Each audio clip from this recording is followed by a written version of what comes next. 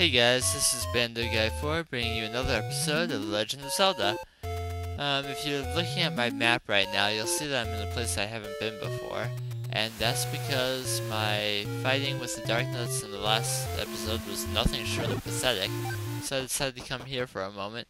If you come into this tree, this guy will say we can play a money-making game. Which is kind of true. It's a money-making game, except it's for him, not for you. But if you come back here and walk towards the wall, you'll find a hidden area back here with another moblin, and he will give you 100 rupees. The only circumstances I recommend playing the money-making game under are you've bought everything you want in the game and you've exhausted all the hidden rupees in the rest of the areas, because that is a very low percentage way to gain any rupees, and when I'm trying to get rupees I tend to like more reliable ways of getting them. But now I have 255 rupees, and if you managed to hear everything I said in the last episode, you probably know that I'm going to go buy something with 250 rupees. If you're wondering how I got so many between the previous episode and this episode, besides the 100 that you saw me get, it was by killing the snakes in level 2. I went in 2 or 3 times and came out with the extra 100 rupees or so.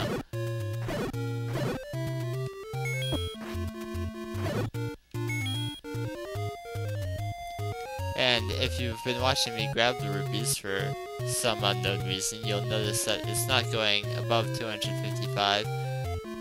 Back in the first Legend of Zelda, you started with a capacity of 255, and that's the only capacity you ever get. Later games, they saw fit to give you a rupee upgrade, and usually started you with 99 in most of the later games, but back at this time it was always 255. So coming up along here, you'll see a shop right there, and I'm going to skip that one. Instead I'm going to come up here and see if I can get some of these levers out of my way before and this top middle Armos will have stairs under it, and this is an expensive shop. You can buy keys, you can buy bait, which you're going to need eventually, but what I'm coming here for now is the blue ring. This will change the color of Link, first off, to a light blue tunic, but what it also does is cuts all the damage that you take in half. So the Armos, or the Darknuts that were taking off 1 heart per hit before will now only take off half heart. And if you're heading towards the 3rd dungeon, you may as well come up here and get this fairy to fully heal you before you head down there. So, that's handy. And you'll notice things that didn't hurt me much before, like an arrow from one of those moblins, now actually doesn't take off any hearts. It will still hurt you, but it will take 2 hits to actually take down your heart.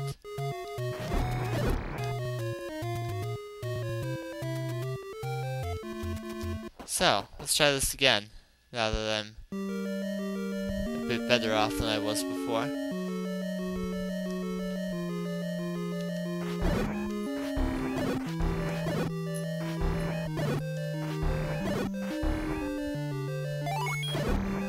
And I'll just get back to that room with the many Darknuts real quick here.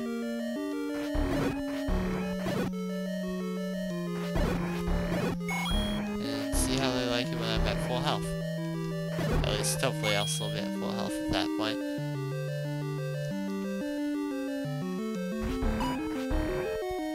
I can just ignore these guys, but since that door's already unlocked, I don't have to worry about the spike traps stopping me before I get out. And here's the first room of Darknuts.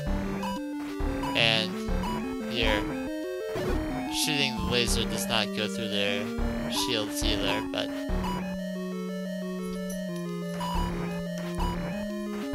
at least you don't have to attack from right next to them. So hopefully that'll work out.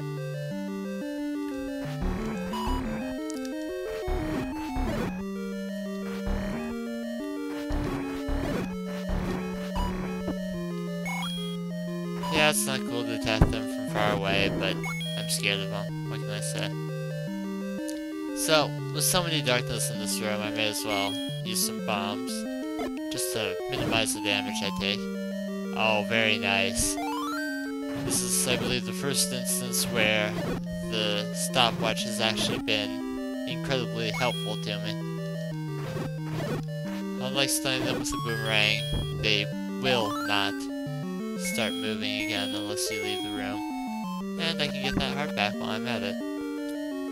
So down here is the raft. You can use that to go onto certain platforms in the game and just ride across the water on it. I guess you probably already figured that you would use a raft to ride across the water, but I thought I'd say it anyway. And this will also open up one of the heart containers that we've been unable to get to thus far. These guys flying around the room are bubbles. They do not hurt you no matter how many times they hit you, but they stop you from using your sword for a brief amount of time. So they're not there to hurt you, they're just there to annoy you to no end. And I guarantee they will. But now that we have the raft, there's nothing else important in this dungeon. Later on there will be dungeons that actually have more than one thing to collect in them. And we'll worry about those when we get to them. I believe the first dungeon where I tend to get more than one thing is the 5th dungeon. This time I believe we have to push that off to the left. And I know I have neither the map nor the compass yet, but I'm not really worrying about it. This guy tells you about the white sword, which you should definitely have by this point. Even if you're not collecting any other hidden heart containers, you'll have 2 more from the first 2 levels, assuming of course that you're doing them in order, or you're not doing a 3-heart run. And I can't imagine fighting Darknuts without at least the white sword.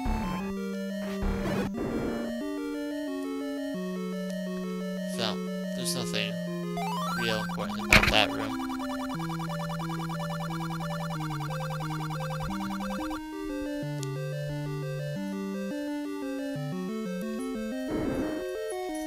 And running back down and continuing on with the dungeon.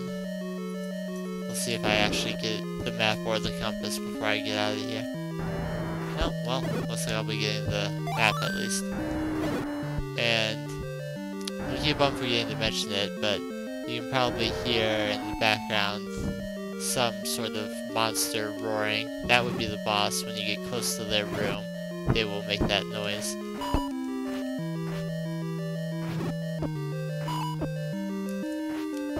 Ah. That was rather painful. And just come over to the right. And then kill all the monsters in here. Which, again, just some blobs, keys, and the bubbles, so not a whole lot to worry about in this room. And here's the boss. This guy is really easy to kill if you just lay a bomb near him, and that will blow up most of his sections. Unfortunately, the more sections that are blown up, the faster he moves, but when you get just one left, try to get close to him with the sword. Which takes a couple hits, but got him down. And of course, this is how I laid the bomb there, so if you don't want to go through the keys and the whatever the blobs are called, you can just bomb into this room from the left. And pick up the heart container, handle the Triforce piece. And now that we're done with level 3, I think I'll leave off the episode right here. So if you like this video, give it a thumbs up, feel free to comment, and if you liked my videos so far, subscribe because there's more on the way.